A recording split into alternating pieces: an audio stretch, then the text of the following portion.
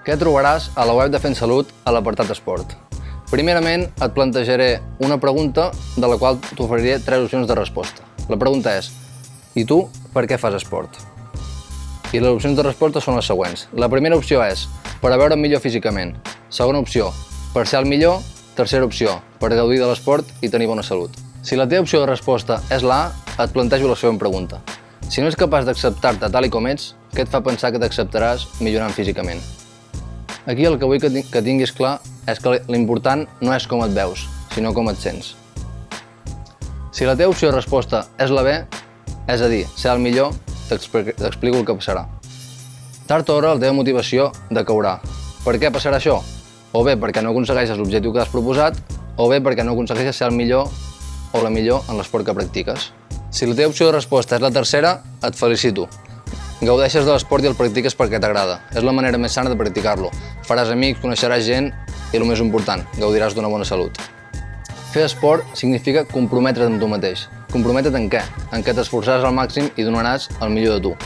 Si aconsegueixes fer això, aconseguiràs 2 regals que no tothom pot aconseguir: autoestima i autoconfiança. A continuació, et parlaré de 3 consells essencials per ser regular fent esport. El primer és el més senzill de tots: diverteix-te. Si no et diverteixes, ho acabaràs deixant. És així de simple. El segon és fes-te una agenda d'esport. Et preguntaràs què és una agenda d'esport. És una agenda, per exemple, setmanal, on tu apuntes els dies que t'agradaria fer esport i et compromets amb tu mateix o tu mateixa a complir-los. I quan això passi, fet molt important, encara que sembli una tonteria, felicita't. Felicita't per haver complert i això farà que augmenti la teva motivació per la següent vegada. I per últim, m'agradaria parlar-te dels beneficis que té fer esport. Però no et parlaré dels beneficis físics que tots sabem, com per exemple estar millor físicament, aguantar més estona corrents o tenir més massa muscular. No, et parlaré dels beneficis psicològics. I per parlar-te'n et plantejo unes quantes situacions que potser t'han passat. Estàs estressat o estressada? L'esport t'ajuda. Et costa dormir? L'esport t'ajuda. Tens problemes de concentració? L'esport t'ajuda.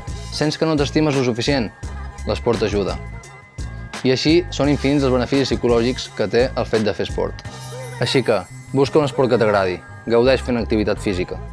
Et sentiràs satisfet, coneixeràs gent i, sobretot, tindràs bona salut.